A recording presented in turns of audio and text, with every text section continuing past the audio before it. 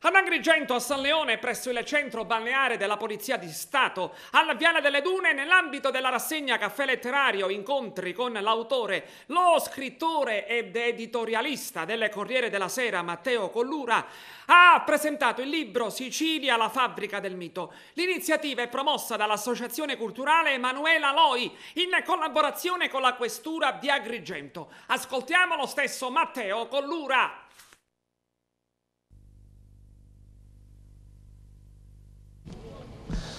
La fabbrica del mito in Sicilia rievoca tante storie assurte a mito, forse perché basate spesso su errori storici, raccontati storicamente in modo errato. Sì, anche questo. La Sicilia è il luogo del mito per eccellenza, perché il fatto che sia incastonata nel Mediterraneo ne spiega perché è al centro non soltanto della storia, ma della preistoria e quindi di tutto ciò che serve a spiegare l'inspiegabile. Il mito in fondo ha una funzione consolatoria, cioè noi alzando gli occhi al cielo e guardando l'immensità della volta stellata, la notte non potremmo stare in pace con noi stessi se non facessimo ricorso al mito, così come l'idea che nasciamo e moriamo, anche quella naturalmente il mito ci aiuta a sopportarla. E i musei sono pieni, le biblioteche sono piene di opere d'arte, letterarie, pittoriche, scultoree che rappresentano il mito, insomma, dal ratto di Proserpina alla passione e morte di Gesù Cristo, insomma, tutto è mito e serve a spiegare l'inspiegabile, dicevo. Quindi il mito ha una funzione importante e fondante delle culture. La Sicilia, essendo un'isola particolare, con una sua storia che conosciamo, insomma, ai tanti miti veri, fondanti, ha aggiunto anche miti studiati a tavolino per confondere ancora di più chi la guarda, chi lo osserva da lontano, e quindi ne è portata a tollerare anche gli abusi, insomma tutto ciò che riguarda la cronaca più o meno nera, ecco, per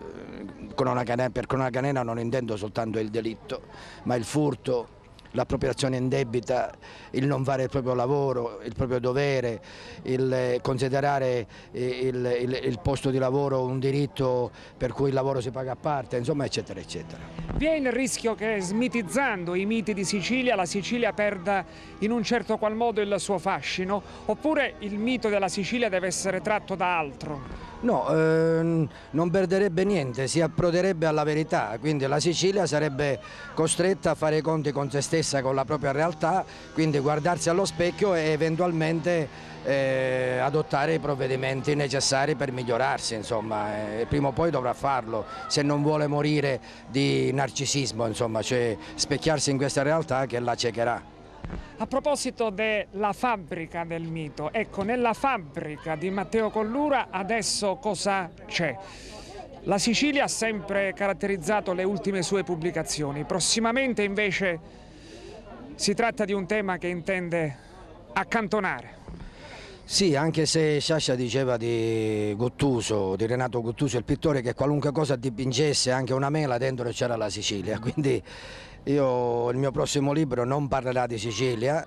però è chiaro che il filtro mio è quello di una persona che è nata e cresciuta in Sicilia. Io sono andato via che avevo 30 anni dalla Sicilia, quindi ormai il più era fatto, diciamo così, ero una persona ormai quasi matura, per cui insomma la Sicilia c'è sempre. E sarà un argomento che riguarderà l'attualità, la grande attualità dell'oggi, che soprattutto è fatta di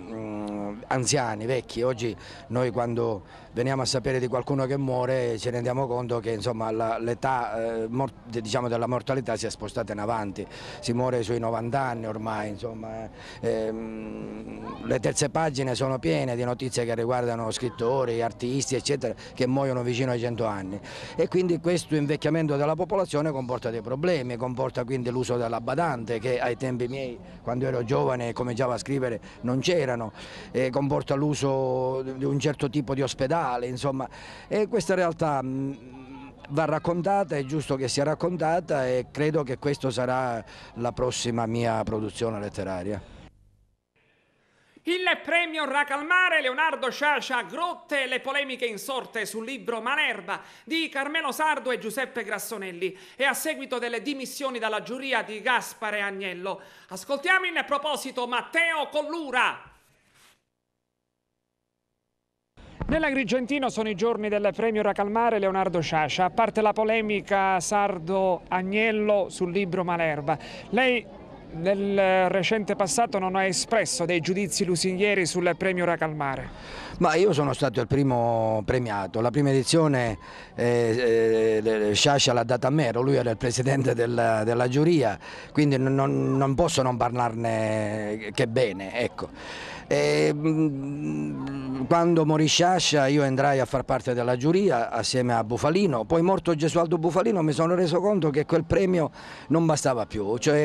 in Italia ci sono circa 8.000 comuni, una buona parte di questi 8.000 comuni ha inventato un premio letterario che non porta a niente, cioè è un rituale stanco che si ripete ogni anno, soprattutto d'estate, insomma Sciascia forse ha bisogno di qualcos'altro. Io stento a credere che il premio Racalmare quando premia qualcuno porta poi gente in libreria a cercare il libro premiato, mi pare difficile insomma, quindi lo dico per il premio Racalmare come per tanti altri premi. Andando nello specifico di questa polemica che sembrerebbe essere estiva, diciamo così, insomma, sembra quasi cercata, ecco. Non mi pare che Agnello abbia del particolare livore, come è stato detto, contro l'autore del libro, né l'autore del libro. Cioè, secondo me un premio letterario nel premiare le opere concorrenti deve tenere conto del livello letterario, perché Céline è un grandissimo scrittore, il suo libro fa parte della storia della letteratura mondiale ed è preso in massima considerazione, e Céline però è l'uomo che sappiamo, insomma, le sue bagatelle contro gli ebrei, eccetera, ma Céline è un genio, quindi il diavolo in persona potrebbe scrivere un libro e se concorresse, se il libro è scritto bene, letterariamente importante, un premio letterario lo potrebbe premiare, perché il premio letterario non si pone il problema della moralità, insomma, ecco, è il giudizio letterario. E però nello stesso tempo probabilmente Agnello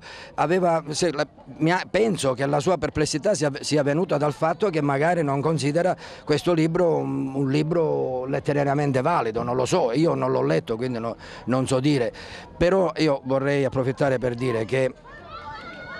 così come avevo detto quando mi dimisi da questo premio, torno a dire, forse sarebbe bene che ci si fermasse per un anno e si pensasse a qualcosa di più utile per Sciascia, per Grotte, per gli agrigentini stessi, perché il premio letterario non funziona, non significa niente, è un momento di festa di un giorno che però non porta a niente. Con Sciascia bisogna volare molto alti, bisogna mantenere un livello che lui stesso richiede, proprio il suo nome, ecco, non